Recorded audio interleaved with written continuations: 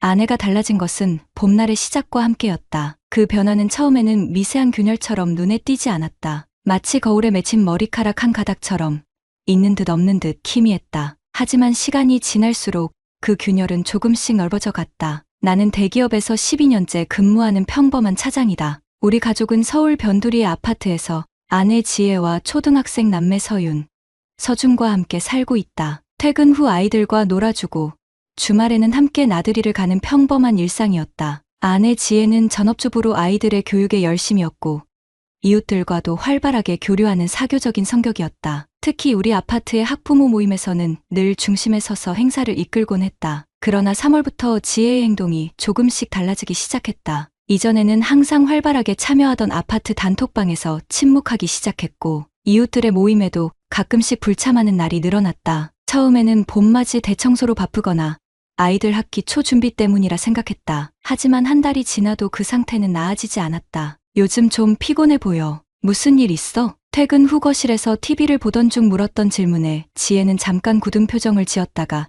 이내 미소를 지었다. 아니, 그냥 봄이라 그런가. 좀 나른해. 그녀의 대답은 평소와 같았지만 눈빛은 달랐다. 시선이 흔들리고 나를 똑바로 보지 못했다. 12년 동안 함께 산 사람의 미세한 변화를 놓칠 리 없었다. 하지만 그날은 그저 피곤함이려니 하고 넘겼다. 한 주가 지난 뒤 아이들 등하교를 위한 학부모 모임에서도 지혜는 점점 뒤로 물러나기 시작했다. 이전에는 앞장서서 일정을 조율하고 아이들 데려다 주기를 자청하던 그녀가 이제는 일이 있어서라는 핑계로 빠지는 날이 많아졌다. 11살 서윤이가 처음으로 의문을 제기했다. 엄마, 요즘 왜 학교 앞에 안 나와?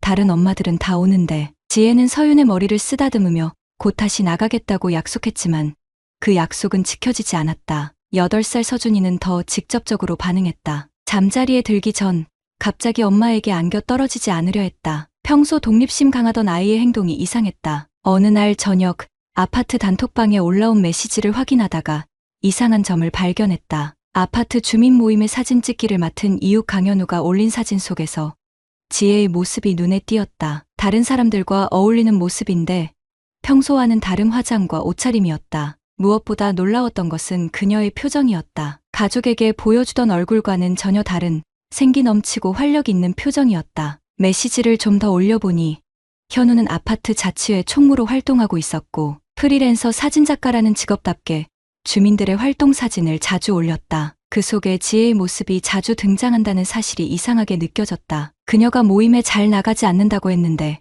왜 사진 속에는 있는 걸까? 그날 밤 현관에 걸려있던 우리 가족 사진이 문이 닫히는 진동에 떨어졌다. 유리가 깨지면서 사진 한가운데 금이 갔다. 불길한 예감이 스쳐 지나갔지만 그저 우연일 뿐이라 생각했다. 주말 우연히 지혜의 스마트폰 알림을 보게 되었다. 평소 같으면 신경 쓰지 않았을 메시지였지만 수신자가 현우라는 이름이었다. 내용은 볼 수 없었지만 알림이 사라지자마자 지혜가 서둘러 방으로 들어가 문을 닫는 모습이 의심스러웠다. 서윤이가 학교에서 돌아와 평소와 달리 조용히 방에 들어갔다. 저녁을 먹을 때도 말이 없었고 식사 후에는 숙제도 하지 않고 침대에 누워 있었다. 다가가 물어보니 오늘 친구들이 엄마에 대한 이야기를 했다고 했다. 엄마가 다른 아저씨랑 카페에 있었대. 사진 찍는 아저씨. 아이의 말에 가슴이 철렁 내려앉았다. 서윤이는 내 눈을 보지 못하고 이불 속으로 파고들었다. 서준이는 그런 누나를 걱정스럽게 바라보다가 내게 다가와 작은 손으로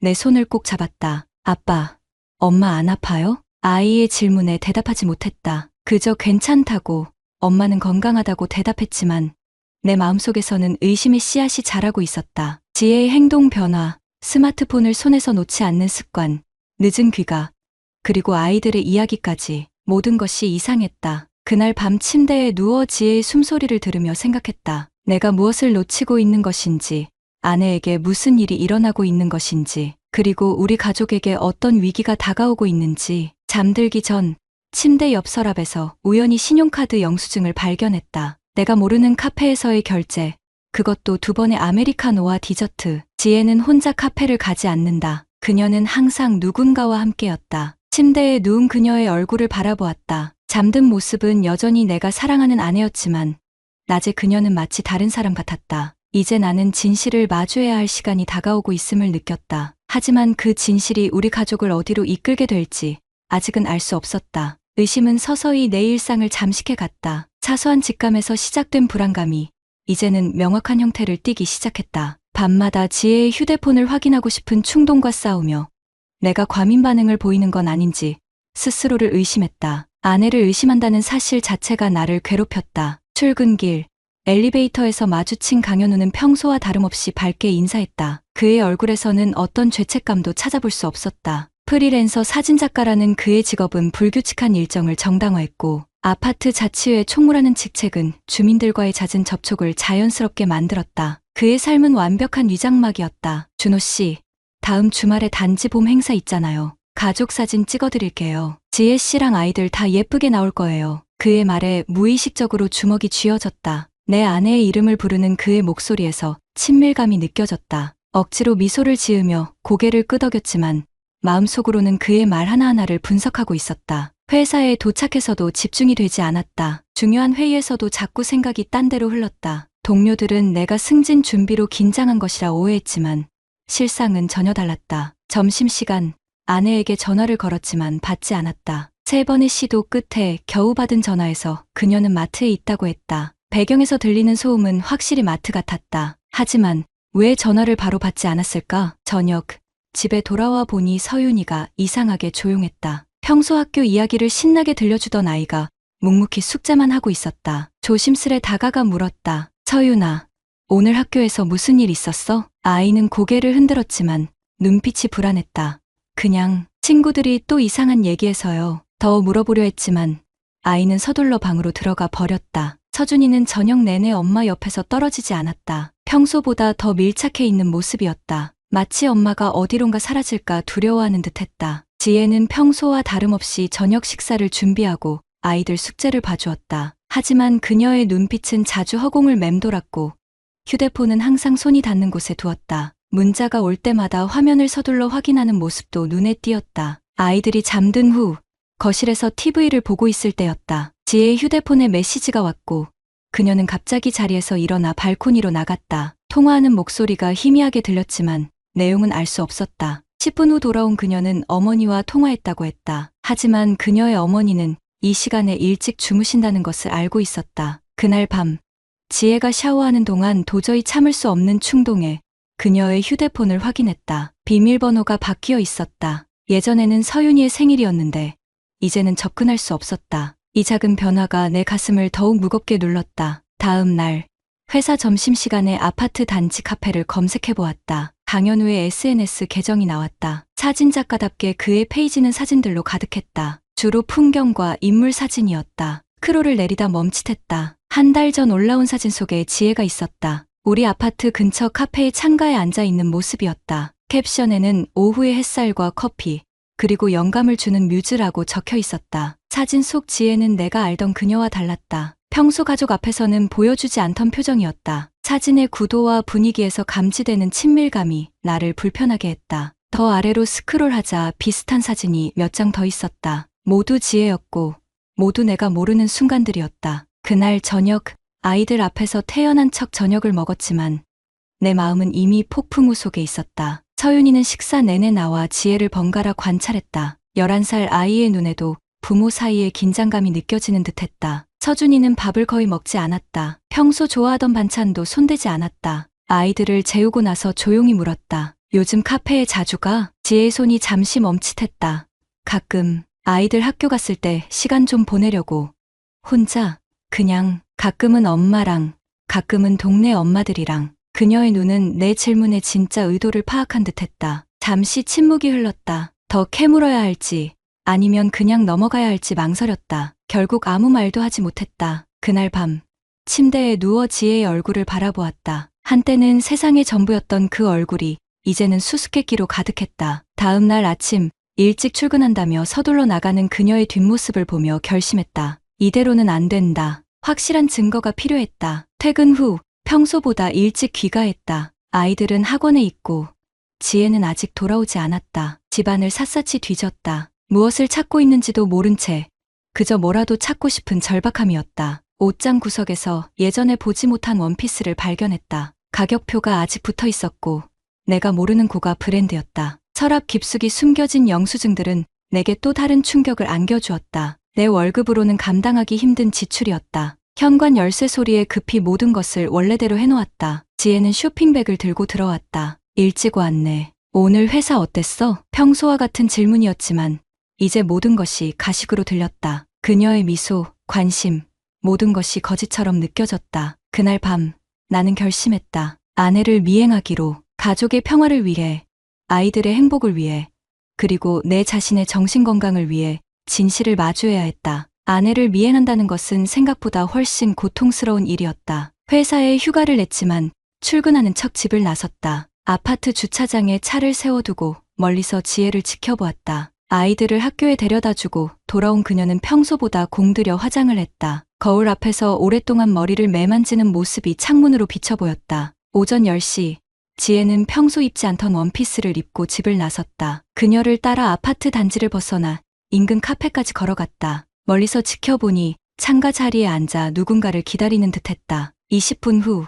강현우가 나타났다. 그는 카메라를 들고 있었고 지혜를 보자마자 환하게 웃었다. 그들은 서로를 보는 순간 표정이 밝아졌다. 12년 결혼 생활 동안 아내가 나를 그렇게 반갑게 맞이한 적이 있었던가 하는 생각이 들었다. 카페에서 1시간을 보낸 그들은 함께 나와 강현우의 차를 타고 어디론가 떠났다. 내 차로 돌아가 그들을 따라가려 했지만 이미 모습이 보이지 않았다. 손이 떨려 핸들을 제대로 잡을 수 없었다. 집으로 돌아가 그들이 돌아오기를 기다리는 수밖에 없었다. 오후 2시, 아이들 학교 시간이 가까워졌다. 평소라면 지혜가 아이들을 데리러 갈 시간이었다. 학교 앞에서 기다렸지만 그녀의 모습은 보이지 않았다. 결국 내가 아이들을 데리고 집으로 돌아왔다. 서윤이가 물었다. 아빠, 오늘 회사 안 갔어요? 아빠가 오늘 일찍 끝나서 너희 데리러 왔지. 엄마는요? 엄마는 할머니 댁에 급한 일이 있어서. 거짓말이 쉽게 입에서 나왔다. 아이들 앞에서 평정심을 유지하려 노력했지만 속으로는 불안과 분노가 뒤섞였다. 지혜가 돌아온 것은 저녁 6시였다. 그녀는 당황한 기색이 역력했다. 준호, 오늘 휴가였어. 미안해. 엄마가 갑자기 아프다고 해서. 또 다른 거짓말이었다. 하지만 나도 진실을 말하지 않았다. 우리 사이의 진실은 이미 사라진 지 오래였다. 다음 날은 출근했다. 하지만 업무에 집중할 수 없었다. 점심시간 동료들과 어울리는 척하며 인터넷으로 숨겨진 메시지 복구 방법을 찾아보았다. 퇴근 후에는 아파트 경비실에 들러 편의점 음료수를 건네며 조심스레 물었다. 혹시 CCTV 영상 확인 좀 부탁드려도 될까요? 제 차에 누가 긁힌 자국을 내놓은 것 같아서요. 경비원 아저씨는 잠시 망설이다 고개를 끄덕였다. 주차장과 아파트 출입구 영상을 며칠치 확인할 수 있었다. 화면을 넘기며 찾던 순간이 있었다. 지난주 화요일, 지혜가 강현우의 차에 타는 모습. 또 다른 날, 밤늦게 돌아오는 그들의 모습. 경비원 아저씨의 시선을 피해 빠르게 휴대폰으로 화면을 찍었다. 집에 돌아와서도 마음이 진정되지 않았다. 저녁 식사 시간, 지혜와 아이들은 평소와 다름없이 대화를 나누었지만 내 귀에는 들리지 않았다. 머릿속에는 CCTV 속 장면들만 반복되었다. 그날 밤, 지혜가 잠든 후 욕실에 들어가 혼자 울었다. 샤워기 소리에 묻혀 눈물을 흘렸다. 12년 동안 함께 쌓아온 추억과 신뢰가 무너지는 소리가 귓가에 울렸다. 다음 날은 주말이었다. 아침부터 지혜의 휴대폰이 끊임없이 울렸다. 그녀는 서둘러 방으로 들어가 통화했다. 서윤이가 내게 다가와 걱정스럽게 물었다. 아빠, 엄마랑 싸웠어요? 아니, 그런 거 아니야. 왜 그렇게 생각해? 그냥 아빠가 요즘 엄마 얼굴 안 보잖아요. 아이의 예리한 관찰력에 가슴이 아팠다. 서준이도 평소보다 조용했다. 침대에서 내려오지 않고 이불을 뒤집어 쓴 채 누워 있었다. 다가가 이불을 걷으니 눈물을 흘리고 있었다. 왜 그래, 서준아? 아빠, 우리 이사 가요? 이사. 왜 그런 생각을 했어? 친구 민수네도 아빠랑 엄마가 싸우더니 이사 갔어요. 그리고 엄마가 짐 싸는 거 봤어요. 아이의 말에 등골이 오싹했다. 지혜의 옷장을 확인하니 정말 몇 벌의 옷이 사라져 있었다. 그녀는 떠날 준비를 하고 있었다. 용기를 내어 지혜의 휴대폰을 복구, 프로그램에 연결했다. 삭제된 메시지들이 하나둘 화면에 나타났다. 대부분 강현우와의 대화였다. 첫 만남, 서로를 알아가는 과정, 그리고 점점 깊어지는 감정의 흔적들. 마지막 메시지는 어제 것이었다. 이번 주말에 결정해. 더 이상 미룰 수 없어. 아이들 문제는 내가 해결할게. 눈앞이 캄캄해졌다. 주말. 그러니까 오늘 그녀는 결정을 내릴 예정이었다. 증거를 더 찾아보니 강현우가 보낸 아파트 매물 정보도 있었다. 우리 아파트에서 멀지 않은 곳이었다. 그들은 이미 새 보금자리를 준비하고 있었다. 화장실 거울 앞에 서서 내 모습을 바라보았다. 부서진 얼굴, 충혈된 눈, 며칠 동안 제대로 관리하지 못한 수염. 내가 어떻게 이렇게 무너질 수 있을까? 어떻게 12년의 결혼 생활이 이렇게 끝날 수 있을까? 거실로 나오니 서윤이가 조용히 그림을 그리고 있었다. 다가가 보니 4명의 가족이 그려져 있었다. 하지만 엄마 그림은 희미하게 그려져 있었고 멀리 떨어져 있었다. 아이도 무언가를 느끼고 있었다. 서준이는 자신의 방 구석에 웅크리고 앉아 있었다. 학교에서 가져온 가족 그림 숙제를 찢어 던져 놓았다. 종이 조각을 주워 맞추어 보니 엄마 그림이 없었다. 대신 눈물 방울들이 그려져 있었다. 아파트 자치회 모임 메시지가 왔다. 내일 오후 정기 모임이 있다고 했다. 강현우가 모임을 주관한다는 내용도 있었다. 그 순간 결심했다. 더 이상 숨어서 지켜볼 수만은 없었다. 모든 증거를 가지고 그들 앞에 서야 했다. 아이들을 위해서라도 이 상황을 끝내야 했다. 밤이 깊어갔다. 거실 소파에 앉아 그동안 모은 증거들을 정리했다. CCTV 영상, 복구한 메시지들, 사라진 옷가지들, 새 아파트 계약서 사본까지 모든 것이 명백했다. 내일이면 12년의 결혼 생활이 어떤 방향으로든 끝날 것이다. 내일이면 모든 것이 드러날 것이다. 소파에서 깜빡 잠이 들었을 때 작은 손이 내 팔을 흔들었다. 서준이었다. 아빠, 무서워요. 아이를 안아주며 속삭였다. 괜찮아, 서준아. 아빠가 지켜줄게. 무슨 일이 있어도 아빠는 너희 곁에 있을 거야. 서준이를 다시 재워주고 나왔을 때 지혜가 현관문을 열고 들어왔다. 밤 11시가 넘은 시간이었다. 이제 들어왔네. 응. 친구랑 영화 봤어. 또 다른 거짓말이었다. 이제는 그녀의 거짓말이 쉽게 보였다. 내일 아파트 모임 간다면서 그녀의 얼굴이 순간 굳었다. 그런데 어떻게 알았어? 메시지 왔어. 나도 같이 갈게. 그녀의 표정이 당황으로 가득 찼다. 처음으로 그녀의 가면이 벗겨지는 순간이었다. 갑자기? 너 그런데 안 가잖아. 이번엔 가고 싶어. 우리 가족에 대한 중요한 이야기가 오갈 것 같아서. 지혜는 아무 말도 하지 못했다. 그녀는 내가 모든 것을 알고 있다는 것을 직감한 듯했다. 내일 모든 가면이 벗겨질 것이다. 내일 우리 가족의 운명이 결정될 것이다. 아파트 커뮤니티 센터는 주민들로 북적였다. 정기 모임이라지만 이렇게 많은 사람이 모이는 건 드문 일이었다. 지혜는 아침부터 평소와 달리 조용했다. 평소 모임 때 입던 옷보다 훨씬 신경 쓴 차림새였다. 그날따라 아이들도 이상하게 조용했다. 서윤이는 자신의 방에서 나오지 않으려 했고 서준이는 계속해서 배가 아프다고 했다. 서윤아, 잠깐만 나와봐. 문을 열고 들어가자 서윤이는 침대 위에 앉아 일기장을 쓰고 있었다. 내 모습을 보자 황급히 덮었다. 아빠, 오늘 모임 안 갈래요. 친구랑 약속 있어요. 평소 약속을 철저히 지키는 아이가 갑자기 거짓말을 하는 모습이 안타까웠다. 아이의 손을 잡고 물었다. 서윤아, 혹시 무슨 일 있니? 아빠한테 말해줄 수 있어? 아이의 눈에 눈물이 고였다. 친구들이 엄마랑 강 아저씨 얘기해요. 학교에서도 그래요. 다들 알아요, 아빠. 가슴이 무너져 내렸다. 아이가 이런 상처를 받고 있었다니. 서윤이를 꼭 안아주었다. 아빠가 오늘 모든 걸 해결할게. 약속할게. 지혜는 식탁에서 화장을 고치고 있었다. 그녀의 눈빛이 불안했다. 모임 시간이 다가오자 우리는 말없이 커뮤니티 센터로 향했다. 가는 내내 서윤이는 내 손을 꼭 잡고 있었고 서준이는 걸음을 떼지 못하고 서 있다가 결국 내가 안고 가야 했다. 커뮤니티 센터에 들어서자 강현우가 밝은 표정으로 사람들을 맞이하고 있었다. 그는 우리 가족을 보자 잠시 당황한 듯했지만 곧 평정을 되찾고 환하게 웃었다.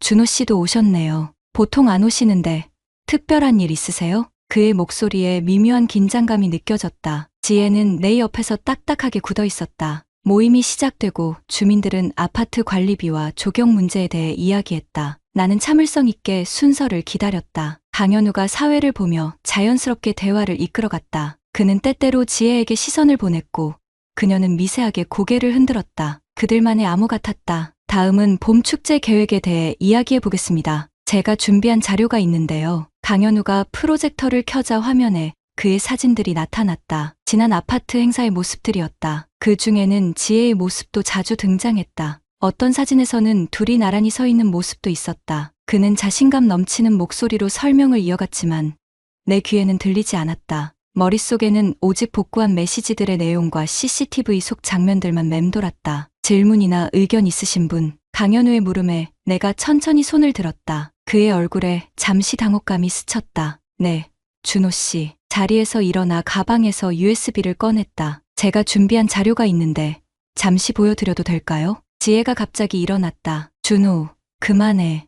제발. 모든 시선이 우리에게 쏠렸다. 강현우는 당황한 기색이 역력했다. 무슨 일이세요? 내 자리 뒤에 앉아있던 서윤이가 갑자기 울음을 터뜨렸다. 서준이도 울기 시작했다. 그 순간 모든 것이 슬로우 모션처럼 느껴졌다. 내가 아이들에게 무슨 짓을 하려는 걸까? 이렇게 공개적으로 모든 것을 드러내는 것이 정말 최선일까? 자녀들의 눈물을 보니 가슴이 찢어지는 듯했다. 하지만 이미 돌이킬 수 없었다. USB를 강현우에게 건넸다. 여기 보시면 알겠지만 강현우 씨와 제 아내가 몇 달째 부적절한 관계를 맺고 있습니다. 지난주에는 새 아파트 계약까지 했더군요. 방 안에 정적이 흘렀다. 지혜는 얼굴을 두 손으로 가렸다. 강현우는 USB를 받지 않고 서 있었다. 뭐라는 거예요?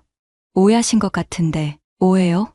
오해라면 이 증거들은 뭡니까? 내 목소리가 떨렸다. 참으려 했지만 감정이 북받쳐 올랐다. CCTV 영상, 삭제된 메시지들, 모든 게 여기 있어요. 당신들이 계획한 새 집 계약서도요. 우리 아이들이 어떤 상처를 받고 있는지 알기나 해요? 지혜가 갑자기 내게 달려와 팔을 잡았다. 제발 그만해. 아이들 생각도 안 해. 아이들? 당신이 아이들 생각했어. 서윤이가 학교에서 친구들 놀림받고 있다는 거 알아? 서준이가 매일 밤 악몽 꾸면서 우는 거 알아? 강현우가 앞으로 나섰다. 진정하세요. 준호 씨, 여기서 이러지 말고 따로 이야기해요. 따로요?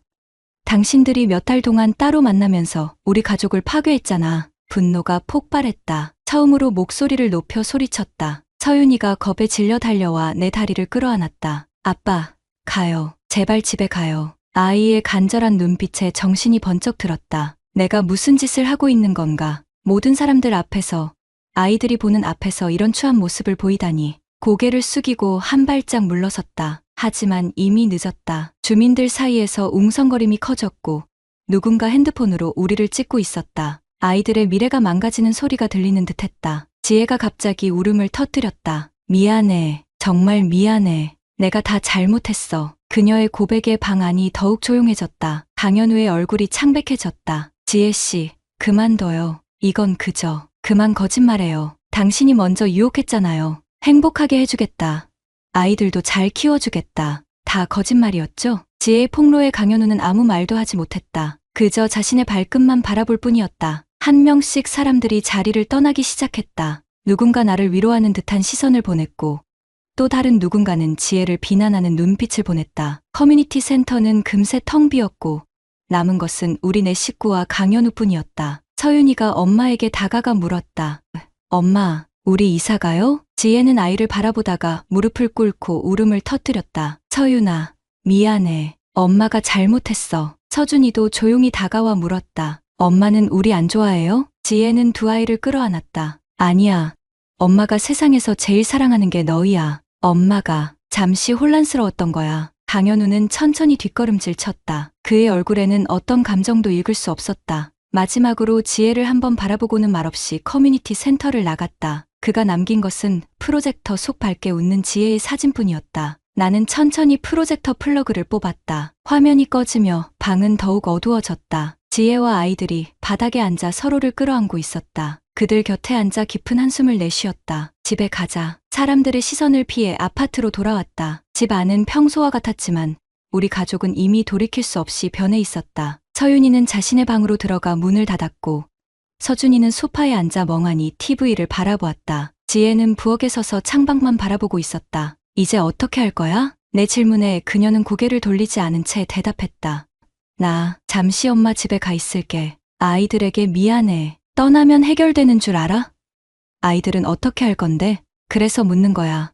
내가 우리 가족을 지켜줄 수 있어? 이제야 그녀가 내게 고개를 돌렸다. 눈물로 얼룩진 그녀의 얼굴에는 참회와 절망이 뒤섞여 있었다. 답할 수 없었다. 12년의 세월이 한순간에 무너졌는데 어떻게 다시 원래대로 돌아갈 수 있을까? 서윤이의 방에서 흐느끼는 소리가 들렸다. 그 순간 깨달았다. 지금 나에게 필요한 것은 분노나 복수가 아니라 아이들을 지키는 것이었다. 지혜의 배신으로 무너진 건 내 자존심이 아니라 아이들의 안전한 세계였다. 아이들 방으로 향했다. 모든 상처가 아물기까지 오랜 시간이 걸릴 것이다. 하지만 한 가지는 확실했다. 어떤 결정을 내리든 아이들의 행복이 최우선이어야 한다는 것. 봄이 지나고 여름이 찾아왔다. 아파트 단지의 나무들은 짙은 녹음을 품었고 아이들은 방학을 맞이했다. 우리 가족에게는 많은 것이 변했지만 세상은 그대로 흘러갔다. 지혜는 그날 이후 친정으로 떠났다. 처음에는 일주일만 있겠다던 약속이 한 달로 늘어났다. 아이들은 매일 엄마에 대해 물었고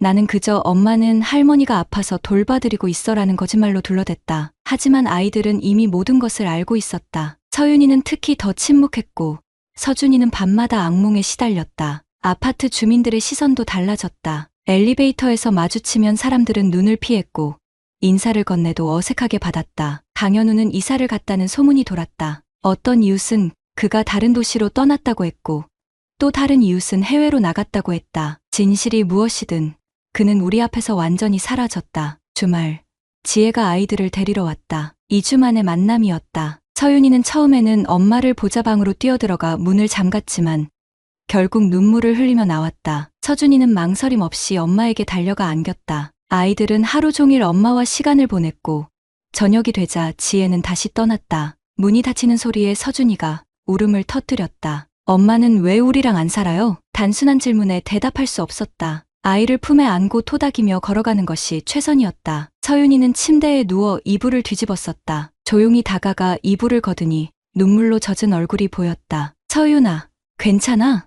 아빠, 엄마가 돌아올까요? 그 질문에 가슴이 무너졌다. 나도 같은 질문을 매일 밤 스스로에게 던지고 있었다. 지혜가 돌아오기를 원하는지, 내가 그녀를 다시 받아들일 수 있을지, 우리 가족이 다시 예전처럼 행복할 수 있을지, 아빠도 잘 모르겠어. 하지만 어떤 일이 있어도 아빠는 너희와 함께 있을 거야. 다음 날, 지혜에게서 문자가 왔다. 이야기하고 싶다는 내용이었다. 아이들을 이웃집에 맡기고 카페에서 그녀를 만났다. 2달 만에 마주 앉은 그녀는 많이 변해 있었다. 화장기 없는 얼굴은 피곤해 보였고 눈 밑에는 다크서클이 짙었다. 하지만 눈빛은 이전과 달리 또렷했다. 아이들은 잘 지내? 그럭저럭. 서윤이는 말이 없어졌고 서준이는 밤마다 울어. 내가 없는 동안 많은 게 바뀌었어. 지혜는 깊은 한숨을 내쉬었다.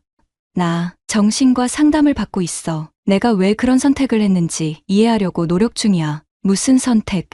가족을 버린 거? 날카로운 질문에 그녀는 움찔했지만 고개를 들고 대답했다. 그래, 그런 선택. 내가 잘못했어. 하지만 이유가 있었어. 내가 나 자신을 잊어버린 것 같았어. 육아와 가사에 파묻혀서 지혜라는 사람이 아니라 그저 누군가의 엄마, 누군가의 아내로만 존재하는 것 같았어. 침묵이 흘렀다. 그녀의 말이 이해가 될 듯 말 듯 했다. 그래서 다른 남자를 찾은 거야? 변명이 될 순 없지만 현우는 내게 오랜만에 사람으로 대해줬어. 내 이야기를 들어주고 내 사진을 찍어주고 내가 무슨 생각을 하는지 궁금해했어. 그게 전부였어야 했는데 감정이 점점 깊어졌고 어느새 돌이킬 수 없는 지점까지 와버렸어. 카페 창밖으로 아이들이 뛰어노는 모습이 보였다. 다른 가족들의 평범한 일상이 부러웠다. 이제 어떻게 하고 싶어? 지혜는 잠시 손가락으로 테이블 위에 물방울을 문지르다가 입을 열었다. 돌아가고 싶어. 하지만 내가 원하지 않는다면 이해해. 그래도 아이들과는 계속 만나고 싶어. 심장이 빠르게 뛰었다. 그녀를 다시 받아들일 수 있을까?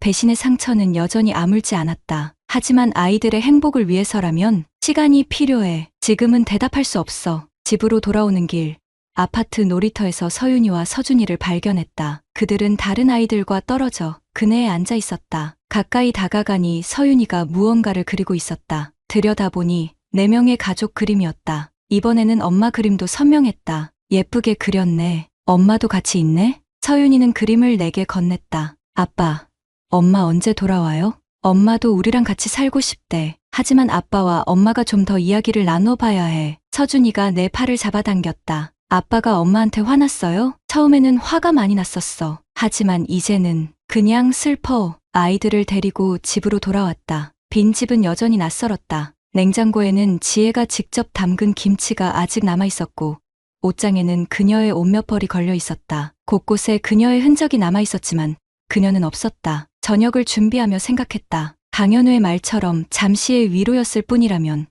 지혜가 진심으로 후회하고 돌아오기를 원한다면 12년간의 추억을 모두 버릴 수 있을까? 아니, 그보다 중요한 것은 아이들의 행복이었다. 서윤이와 서준이에게 가장 좋은 선택은 무엇일까? 밤, 아이들이 잠든 후 지혜에게 전화를 걸었다. 일단 한 번 더 시도해보자. 지혜가 돌아온 것은 그로부터 일주일 후였다. 아이들은 처음으로 밝게 웃었다. 저녁 식탁에 다시 4명이 앉았고 서윤이는 학교에서 있었던 일을 신나게 이야기했다. 서준이는 엄마 곁에서 한시도 떨어지지 않았다. 표면적으로는 일상이 회복된 듯했다. 하지만 밤이 되면 여전히 어색함이 감돌았다. 우리는 같은 방을 쓰지만 같은 침대에서 등을 돌리고 누웠다. 지혜의 숨소리가 들렸지만 손을 뻗을 수 없었다. 신뢰는 쉽게 회복되지 않았다. 가을이 깊어가는 어느 날 지혜가 내게 다가왔다. 우리 상담을 받아보는 건 어때? 부부 상담. 처음에는 거부감이 들었지만 아이들의 얼굴을 떠올리며 동의했다. 매주 화요일 저녁 우리는 상담실을 찾았다. 처음에는 서로 할 말이 없었지만 세션이 거듭될수록 조금씩 마음의 문을 열기 시작했다. 난 내가 필요한 걸 몰랐어. 내 존재를 당연하게 여겼던 것 같아. 나도 내 감정을 제대로 표현하지 못했어. 그냥 참기만 했지. 서로의 실수와 부족함을 인정하는 과정은 고통스러웠지만 조금씩 치유의 길로 나아갔다. 완전한 용서는 아직 멀었지만 이해하려는 노력이 시작되었다. 어느 저녁 아이들이 잠든 후 거실에서 지혜와 와인 한 잔을 나누고 있었다. 오랜만에 편안한 침묵이 흘렀다. 준호야, 우리 괜찮아질까? 그녀의 눈에는 불안과 기대가 함께 담겨 있었다. 솔직한 대답을 해주고 싶었다. 모르겠어. 하지만 노력하고 있잖아. 그게 중요한 거 아닐까? 지혜의 눈에 눈물이 고였다. 그녀의 손이 조심스레 내 손을 향해 뻗어왔다. 잠시 망설이다 그 손을 잡았다. 아직 예전 같은 따뜻함은 아니었지만 차갑지도 않았다. 아파트 창밖으로 가을 하늘의 별들이 빛났다. 별들 사이의 어둠처럼 우리 사이에는 아직 많은 공백이 남아 있었다. 하지만 별빛처럼 희망도 함께 있었다. 돌이킬 수 없이 깨진 것도 있었지만 새롭게 만들어갈 수 있는 것도 있었다. 서윤이의 방에서 새어나오는 노래소리가 들렸다. 아이는 잠들기 전 항상 같은 노래를 들었다. 엄마가 예전에 불러주던 자장가였다. 서준이의 그림 속에는 다시 4명의 가족이 손을 잡고 있었다. 아이들은 이미 앞으로 나아가고 있었다. 그들은 우리보다 더 강했고 더 현명했다. 어쩌면 진정한 용서와 화해를 위한 첫걸음은 아이들에게서 배우는 것일지도 모른다. 인생은 완벽한 행복이나 완전한 불행만 있는 것이 아니라 그 사이의 모든 감정과 경험으로 이루어진 여정이었다. 우리 가족의 여정은 아직 끝나지 않았다. 어쩌면 이제야 진짜 시작인지도 모른다. 조용한 아파트의 거실에서 우리는 서로의 손을 잡은 채 불확실한 미래를 향해 천천히 걸어가기 시작했다. 행복은 늘 가까이에 있었는데 우리는 그것을 멀리서만 찾고 있었던 것인지도 모른다. 구독자님들, 다른 분들과 함께 의견 나눠보세요. 저도 읽어보며 소통하겠습니다.